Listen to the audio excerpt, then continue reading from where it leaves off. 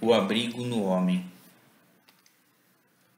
Joana, Joana, pensava o homem, aguardando sua vinda.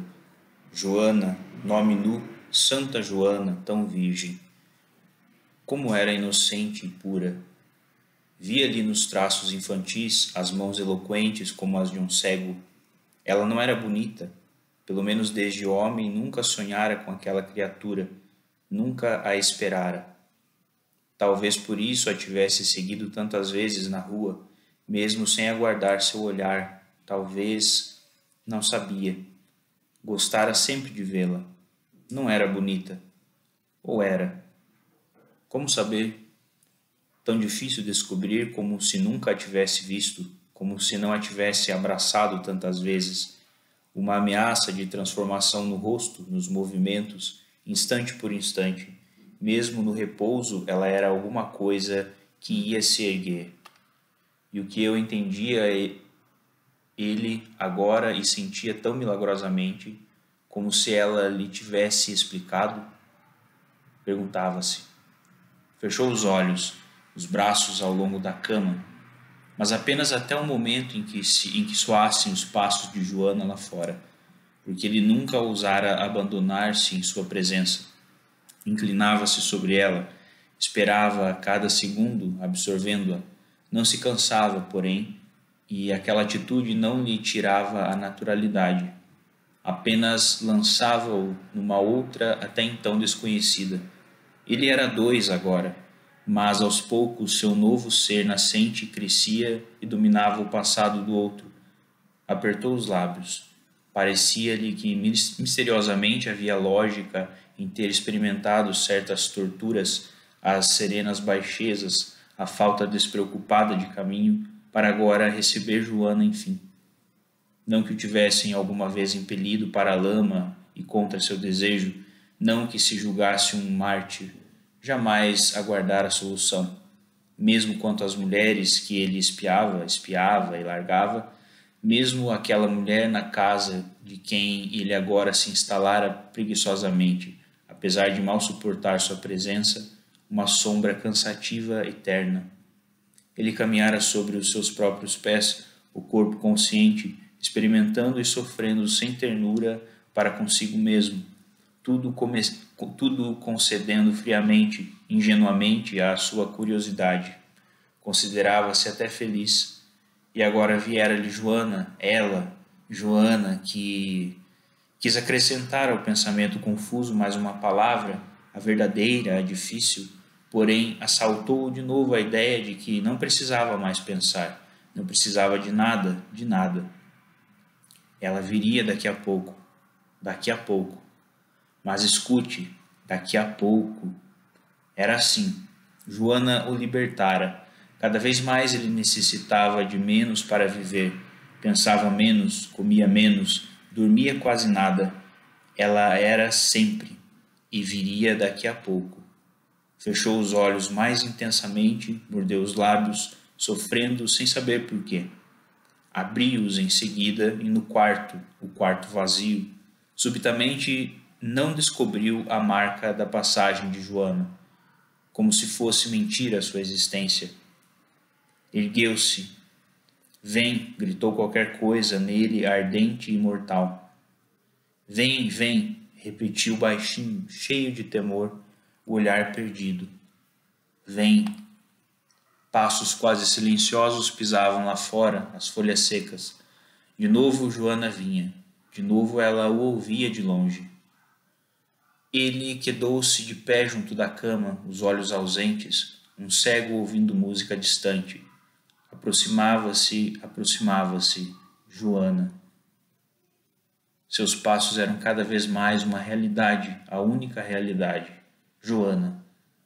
Com a subitaneidade de uma apunhalada, a dor estalou dentro de seu corpo, iluminou-o de alegria e perplexidade. Quando a porta se abriu para Joana, ele deixou de existir. Escorregara muito fundo dentro de si, pairava na penumbra de sua própria floresta insuspeita. Movia-se agora de leve e seus gestos eram fáceis e novos.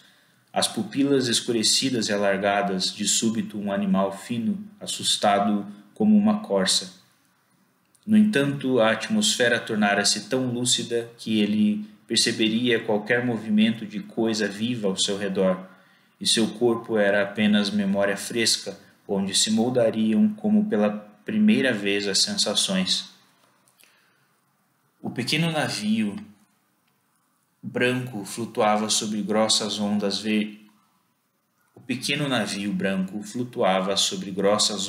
verdes, brilhantes e mal feitas. Via ela deitada, espiando o pequeno quadro na parede. No dia 3, continuou Joana e fazia a voz clara, leve, com pequenos intervalos redondos. No dia 3 houve uma grande parada em benefício dos que nasciam. Era muito engraçado ver as pessoas cantando e empunhando bandeiras cheias de todas as não-cores. Então ergueu-se um homem tênue e rápido como a brisa que sopra quando a gente está triste e disse de longe, eu. Ninguém ouviu, mas ele estava quase satisfeito. Foi quando se ergueu a grande ventania que sopra do noroeste e caminhou sobre todos com os grandes pés fogosos.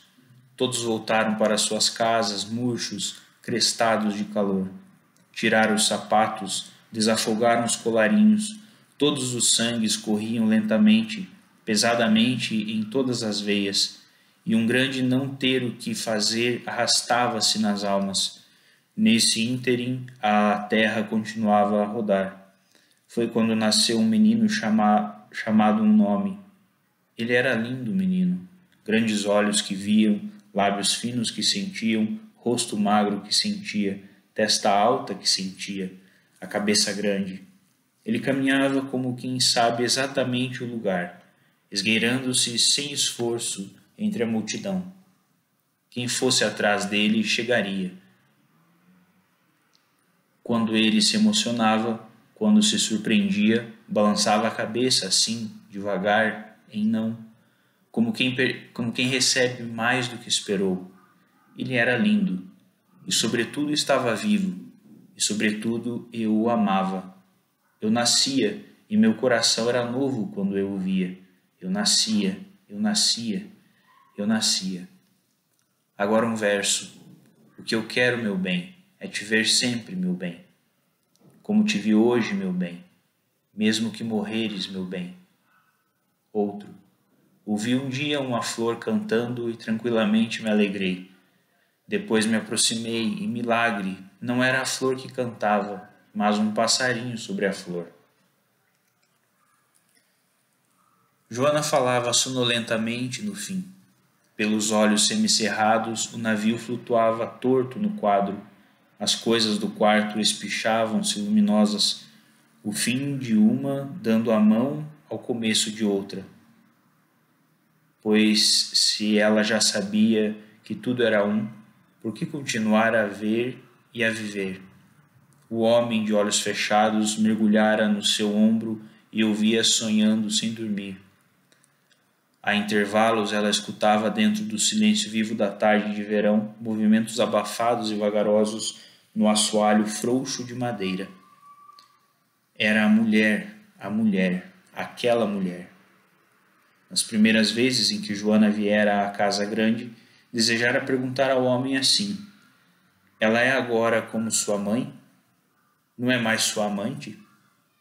Mesmo eu existindo, ela ainda quer você em casa? Mas adiara sempre. No entanto, tão forte era a presença da outra na casa que os três formavam um par. E jamais Joana e o homem se sentiam inteiramente sós. Joana também já quisera perguntar à própria mulher: Mas onde se desenrola a alma atrás de vocês? Isso, porém, foi um pensamento antigo, porque um dia a enxergara de relance, as costas gordas concentradas num bloco indissolúvel de angústia sob o vestido de renda preta. Percebera-a também em outros momentos rápidos, passando de um quarto à sala, sorrindo depressa, escapando o horrível. Então Joana descobrira que ela era alguém vivo e negro. Orelhas grossas, tristes e pesadas, com um fundo escuro de caverna. O olhar terno, fugitivo e risonho de prostituta sem glória. Os lábios úmidos, emurchecidos, grandes, tão pintados. Como ela devia amar o homem. Os cabelos fofos eram ralos e avermelhados pelas pinturas sucessivas, e o quarto onde o homem dormia e recebia Joana, aquele quarto com as cortinas quase sem poeira, ela o arranjara certamente. Como quem cose a mortalha do filho, Joana, aquela mulher e a esposa do professor. O que as ligava, afinal? As três graças diabólicas. Amêndoas, disse Joana voltando-se para o homem. O mistério e a doçura das palavras. Amêndoa, ouça, pronunciada com cuidado, a voz na garganta, ressoando nas profundezas da boca. Vibra, deixa-me longa e estirada e curva como um arco. Amêndoa amarga, venenosa e pura. As três graças amargas, venenosas e puras. Conte aquilo, disse-lhe o homem. O quê? Do marinheiro. Se amares um marinheiro, terás amado o mundo inteiro. Horrível, riu Joana. Eu sei. Eu mesma disse que devia ser tão verdade que já nascia com rima, pois já nem me lembro mais. O que fazia domingo na praça? O cais do porto ajudou o homem. Um dia, rompendo a quietude em que ficava junto de Joana, ele tentara falar. Eu sempre não fui nada. Sim, respondeu ela, mas tudo que houve não faria você ir embora. Não. Mesmo essa mulher, essa casa, é diferente, você sabe? Sei. Sempre fui como um mendigo, eu sei, mas nunca pedia nada, nem precisava, nem sabia. Você veio, sabe? Eu pensava antes, nada era ruim, mas agora, por que você me diz sempre coisas tão loucas? Juro, não posso. Ela então se levantara sobre o cotovelo, subitamente séria, o rosto debruçado sobre ele. Você acredita em mim? Sim, respondera ele assustado com sua violência. Você sabe que eu não minto, que nunca minto. Mesmo sempre, sente? Diga, diga. O resto, então, não importaria, nada importaria. Quando digo essas coisas loucas, quando não quero saber de seu passado e não quero contar sobre mim, quando eu invento palavras, quando eu minto, você sente que eu não minto? Sim, sim. Ela deixara-se cair de novo sobre a cama, os olhos fechados, cansada. Não importa se depois ele não acreditar, se correr de mim como o professor. Por enquanto junto dele podia pensar, e por enquanto também é tempo. Abriu os olhos, sorriu para ele. Um menino, é isso que ele é. Deve ter tido muitas mulheres, muito amado, atraente, com os grandes cílios, os olhos frios. Até agora foi mais consistente, eu o dissolvi um pouco. Aquela mulher espera que eu vá embora um dia finalmente, que ele volte. O que fazia domingo na praça? A praça é larga e solitária, disse afinal lentamente, procurando recordar e atender ao pedido do homem. Sim, tanto o sol, preso ao chão como se nascesse dele, o mar, a barriga do mar, calada, arquejante, os peixes em domingo, volteando rapidamente as caudas e serenos continuando a abrir caminho, um navio parado, domingo, os marinheiros passeando pelo cais, pela praça, um vestido cor-de-rosa aparecendo e desaparecendo numa esquina. As árvores cristalizadas em domingo, domingo é qualquer coisa como árvores de Natal, brilhando silenciosas, contendo assim a respiração. Um homem passando com uma mulher de vestido novo. O homem quer não ser nada. Anda ao lado dela, olhando-a quase de frente, indagando. Diga, mande, pise. Ela não respondendo, sorrindo, puro domingo. Satisfação. Pura tristeza sem mágoa. tristeza que parece vir de trás da mulher de cor-de-rosa. Tristeza de domingo no cais do porto, os marinheiros emprestados à terra.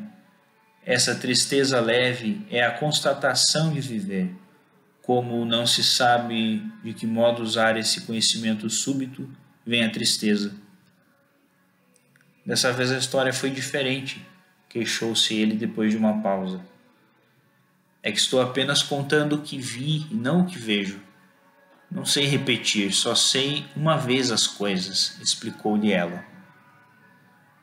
Foi diferente, mas tudo o que você vê é perfeito.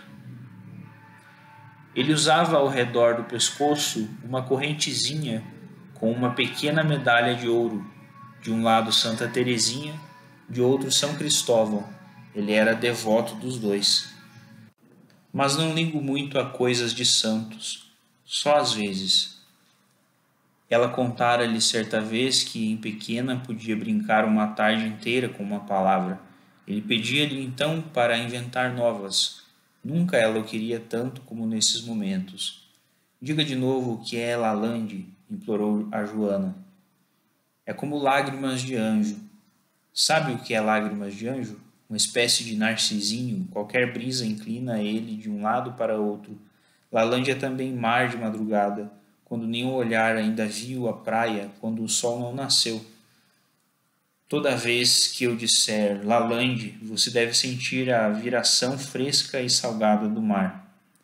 Deve andar ao longo da praia ainda escurecida, devagar, nu. Em breve você sentirá Lalande.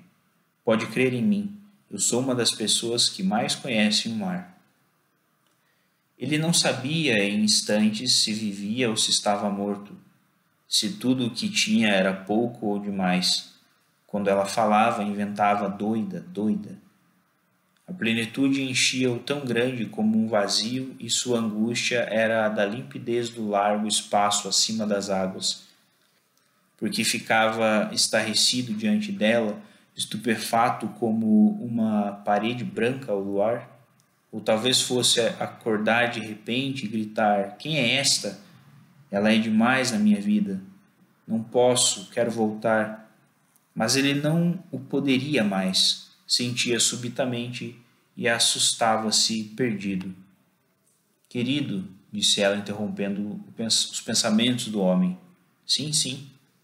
Ele escondeu o rosto naquele ombro macio e ela ficou sentindo sua respiração percorrê-la de ida e de volta, de ida e de volta.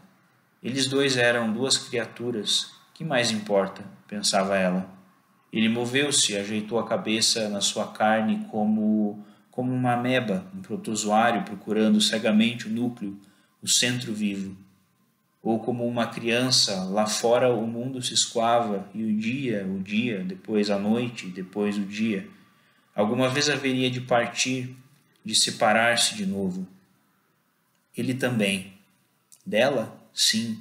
Em breve ela se tornaria pesada e ele com seu excesso de milagre. Como as outras pessoas, inexplicavelmente envergonhado de si próprio, ansiaria por ir embora. Mas uma vingança. Ele não se libertaria inteiramente. Terminaria maravilhado consigo mesmo, comprometendo-se, cheio de uma responsabilidade indefinida e angustiosa. Joana sorriu. Ele terminaria por odiá-la, como se ela exigisse dele alguma coisa, como sua tia, seu tio, que a respeitavam, contudo, pressentindo que ela não amava os seus prazeres. Confusamente supunham-na superior e desprezavam-na. Ó Deus, de novo o estava recordando, contando a si mesma a sua história, justificando-se. Poderia pedir dados ao homem. Eu sou assim? Mas o que sabia ele? Afundava o rosto no seu ombro, escondia-se, possivelmente feliz naquele instante. Sacudi-lo, contar-lhe: homem, assim era Joana, homem. E assim fez-se mulher e envelheceu. Acreditava-se muito poderosa e sentia-se infeliz. Tão poderosa que imaginava ter escolhido os caminhos antes de neles penetrar. E apenas com o pensamento. Tão infeliz que, julgando-se poderosa, Não sabia o que fazer de seu poder e via cada minuto perdido porque não o orientara para um fim. Assim cresceu Joana, homem, fina como um pinheiro, muito corajosa também. Sua coragem desenvolvera-se dentro do quarto e à luz fechada, mundos luminosos se formavam sem medo e sem pudor. Ela aprendeu desde cedo a pensar e, como não vira de perto nenhum ser humano senão a si mesma, deslumbrou-se, sofreu, viveu um orgulho doloroso, às vezes leve, mas quase sempre difícil de se carregar. Como terminar a história de Joana? Se pudesse colher e acrescentar o olhar que surpreendera em Lídia, ninguém te amará. Sim, terminar assim. Apesar de ser das criaturas soltas e sozinhas no mundo, ninguém jamais pensou em dar alguma coisa a Joana. Não amor, entregavam-lhe sempre outro sentimento qualquer. Viveu a vida ávida como uma virgem, isso para o túmulo. Fez-se muitas perguntas, mas nunca pôde se responder. Parara para sentir. Como nasceu um triângulo? Antes em ideia? Ou esta veio depois de executada a forma? Um triângulo nasceria fatalmente? As coisas eram ricas. Desejaria deter seu tempo na pergunta, mas o amor a invadia. Triângulo, círculo, linhas retas, harmônico e misterioso como um arpejo, onde se guarda a música enquanto não soa, indagava-se. E rendida respondia, que façam harpas de meus nervos quando eu morrer. O fim da lucidez de Joana misturou-se ao navio torto sobre as ondas, movendo-se, movendo-se. Bastava menear a cabeça para que as ondas a acompanhassem. Mas ela tivera coisa, isso tivera. Um marido, seios, um amante, uma casa, livros, cabelos cortados, uma tia, um professor. Titia, ouça-me, eu conheci Joana, de quem lhe falo agora. Era uma mulher fraca em relação às coisas. Tudo lhe parecia às vezes precioso demais, impossível de ser tocado. E às vezes o que usavam como ar de respirar era peso e morte para ela. Veja se compreende a minha heroína, titia. Escute. Ela é vaga e audaciosa. Ela não ama, ela não é amada. Você terminaria notando-o como Lídia, outra mulher, uma jovem mulher cheia do próprio destino, observou-o. No entanto, o que há dentro de Joana é alguma coisa mais forte que o amor que se dá, e o que há dentro dela exige mais do que o amor que se recebe. Compreende, titia? Eu não a chamaria de herói, como eu mesma prometera a papai, pois nela havia um medo enorme, um medo anterior a qualquer julgamento e compreensão. Me ocorreu agora isso, quem sabe, talvez a crença na sobrevivência futura venha de se notar que a vida sempre nos deixa intocados. Compreende, titia? Esqueça a interrupção da vida futura. Compreende? Vejo teus olhos abertos, me olhando com medo, com desconfiança, mas querendo mesmo assim, com tua feminilidade de velha, agora morta, é verdade, agora morta, gostar de mim, passando por cima de minha aspereza. Pobre, a maior revolta que senti em ti, além das que eu procurava, pode ser resumida naquela frase quase diária que ainda ouço, misturada ao teu cheiro que não posso esquecer. Oh, não poder sair à rua na roupa em que se está.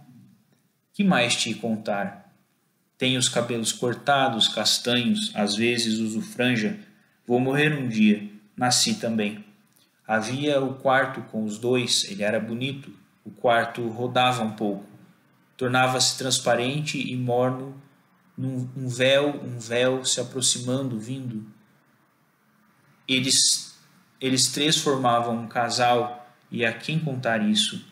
Poderia adormecer, porque o homem nunca dormia e vigiaria como a chuva caindo.